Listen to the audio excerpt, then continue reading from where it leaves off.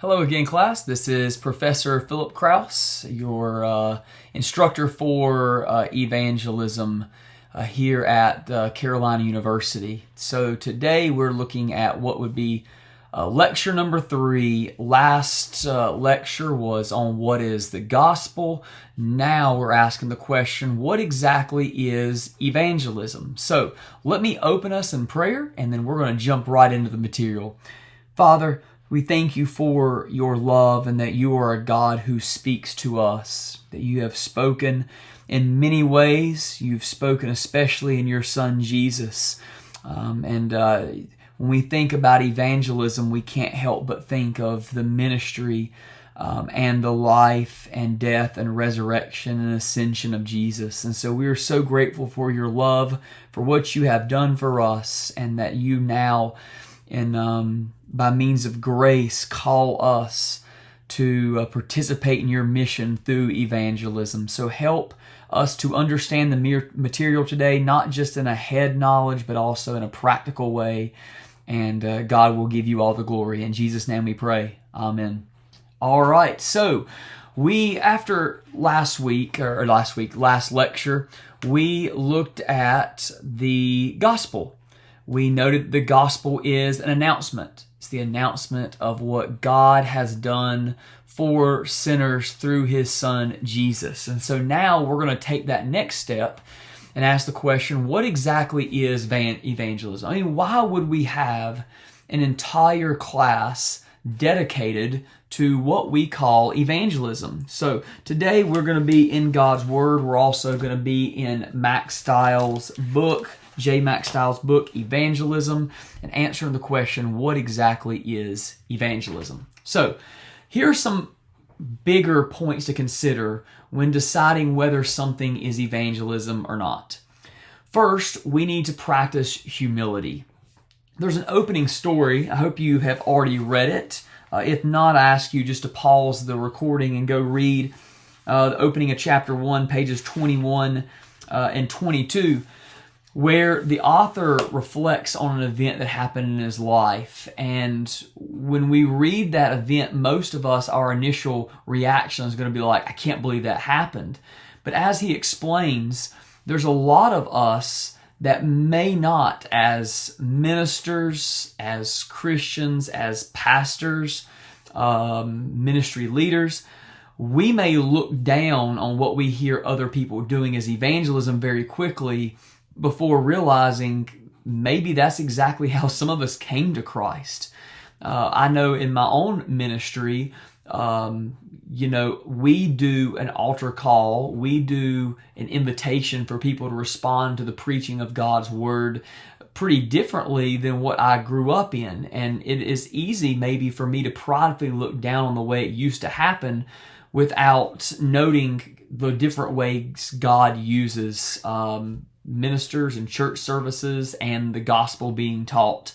So we need to practice humility and even be willing to learn from other people.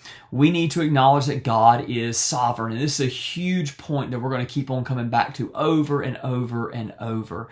Yes, God has empowered us with His Spirit to do the work of evangelism, but in the end, we cannot save anyone. And finally, there is no perfect formula.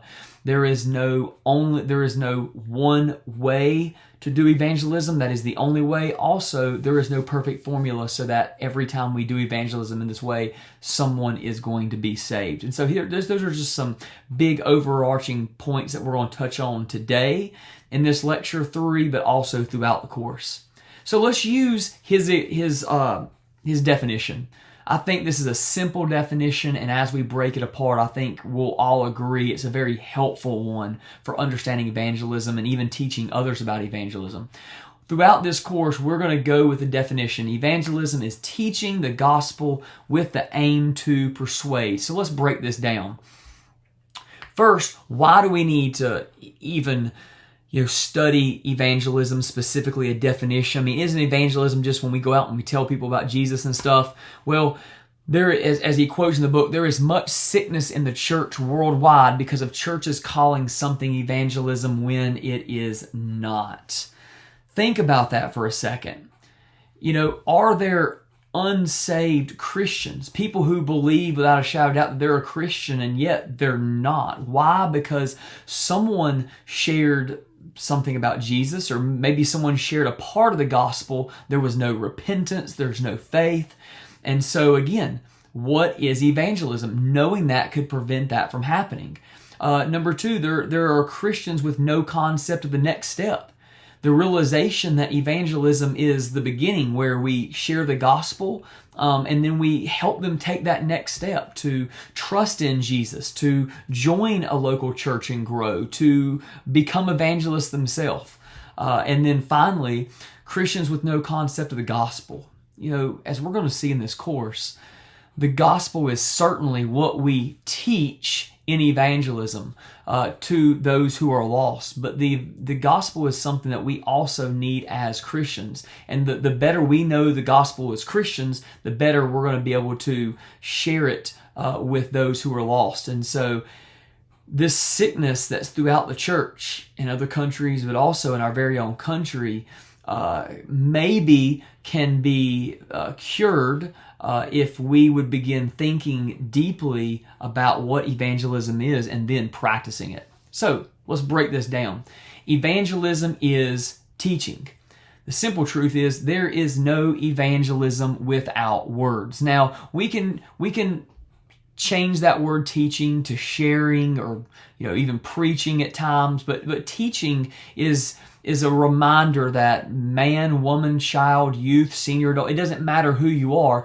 If you know what the gospel is, if you know who Jesus is and what He's done in your life, you can teach someone else. You can share that information and call for a response. So there is no evangelism without words. There's a famous adage, we don't really know exactly who first said it, but preach the gospel and if necessary, use words. Which at first sounds really good and clever until we realize that the gospel is literally an announcement.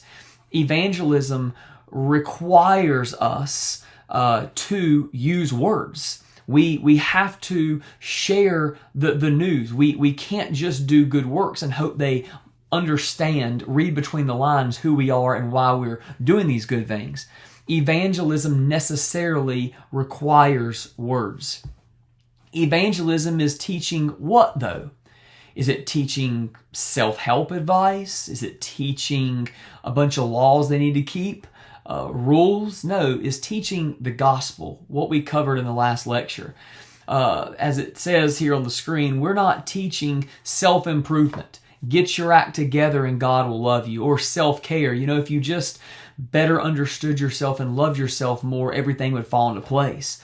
We are teaching the good news of Jesus Christ as found in God's Word. We are teaching about sin. We're teaching about God's love, Jesus' life, death, resurrection, ascension. We're teaching about eternal life and redemption. We're teaching those things as needed.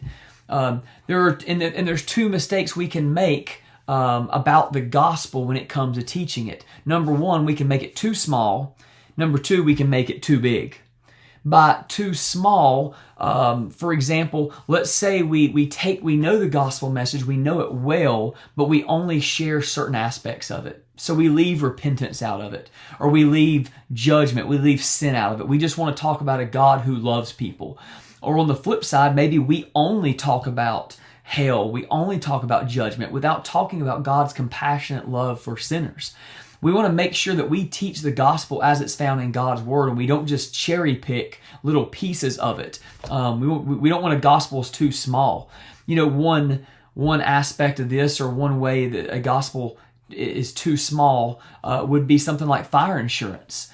For us to teach the gospel in such a way, evangelizing someone in such a way that they see the good news of Jesus as merely escaping hell, rather than saving them from sins, forgiveness of their sins, and eternal life, right? That would be a gospel that's too small.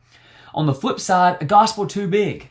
It's where we begin to add something to the gospel. For some reason, we know the gospel well, we're listening to someone tell their story, and for some reason, we not only share the gospel, we begin to add things to it.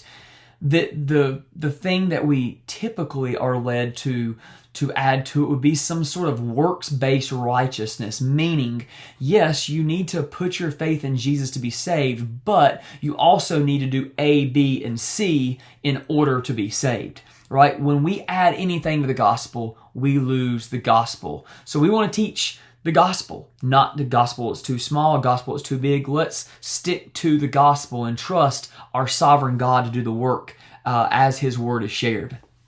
Now, definition of gospel in our book is the gospel is the joyful message from God that leads us to salvation. The gospel is the joyful, right? There should be a joy behind it, even as we're talking about sin, because we know the end of the story.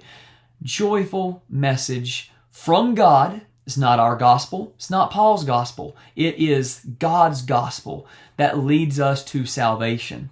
Now, the gospel is going to answer 4 questions, and if we want to make sure to avoid the 2 ditches on the side of the road of too small of a gospel and too big of a gospel, focus on these 4 questions. Who is God? Well, as we share the gospel with someone, we want to share the attributes. We want to share God's word in such a way that they get a good picture of who God is. Why are we in such a mess? Well, it's because of sin. It's because we're rebels. It's because we naturally suppress the truth, Paul tells us in Romans 1, 18 through 25. We suppress the truth of God and worship the created things instead of the Creator. That is why we're in such a mess. Our world is in ruin. It's broken, and our lives are too. What did Christ do, right? That is not only building on who God is, but also sharing how we can get out of the mess. Sharing His perfect life, sinless life, and His death on the cross in our place, His resurrection, defeating the grave. And then finally, how can we get back to God? The question, the thing is, we can answer those first 3 questions and leave somebody there.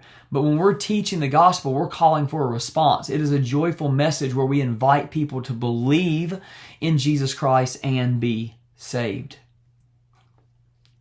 Evangelism is teaching the gospel with the aim, all right? With the aim. Our aim comes from the truth that everyone we talk to has one of 2 destinations.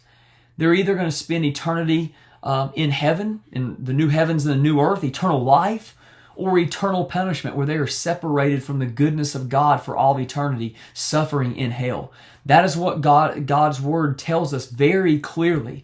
It means that we don't just lay out the gospel as it's like facts, or we just handle it haphazardly. We have an aim in evangelism. There is a goal that we're shooting for. We want to see people saved. We want to see people rescued out of death and brought into life. And so that's our aim. It's why it's so serious. Evangelism is teaching the gospel, not just sharing information. We teach the gospel with the aim to persuade. We aim to persuade people to convert, to become followers of Christ. Now, some people might not like this mindset of persuading, but think about these helpful reminders. Number 1, we persuade, we try to convince, we do not manipulate. We're not overbearing. We do not beat people down. We are not trying to manipulate people and their emotions. No, we hold out the truth of the gospel. We trust that God in His sovereign wisdom and sovereign power can save even the most wretched of sinners, so that we don't have to manipulate. We don't have to trick anyone. It's why Paul says, and if you remember in 1 Corinthians, the very end of chapter 1 and chapter 2, he's talking about the wisdom of God in the gospel. And he says it's why he did not try to use tricks or fancy words or powerful speech. He just shared Christ crucified. Number 2, we persuade, but we're not the ones who bring about repentance or conversion. If we begin to believe that it's all up to us, that salvation ultimately rests in us, we're going to be tempted to manipulate. We're going to be tempted to leave certain things out or add things in. When we believe that our God is the one who brings people to repentance and converts people and transforms their heart, then we have confidence in the gospel to bring people to new life. People we talk to believe something else. If they're lost, they maybe say they believe in nothing or they believe in something else. And they need to be persuaded. They need to be given evidence. They need to hear the good news of a God who loves them as a sinner. Why they are wrong and Christianity is right. Because no one is born a Christian. Even someone who is born in the church and raised, they are not born a Christian. They are not a Christian until they repent of their sins and turn to Jesus Christ in faith and receive the grace of God that is available to them. And so we need to persuade people that they are wrong in their beliefs, whether it's they don't believe in a God or they believe in their own ability to be good enough, and convince them, persuade them why Christianity is right. And so when we put this definition together, and we're going to build on it in the next lecture, Lecture 4, what evangelism isn't. Evangelism is teaching the gospel with the aim to persuade. And we see how each of those little pieces of this definition help us to better understand exactly what evangelism is and ultimately what we're going to be talking about in this course. I hope this was encouraging. I hope this was interesting. If you have not already, make sure you go back and read chapter 1 in your evangelism textbook. It's an excellent chapter. It'll get the ball rolling for us in this course. Let me pray for us as we conclude. God, I know this is just a lecture, but it's hard not to get excited when we think about salvation and we think about how you've called us to participate in your mission. And you've empowered us in the Holy Spirit. And you've given us a beautiful gospel to preach, a joyful message we can share with those who are lost. So help us to be faithful. Help us to be effective. Help us to love you and love others enough to faithfully evangelize, to teach the gospel with the aim to persuade. In Jesus' name we pray. Amen. All right. God bless. See you at the next lecture.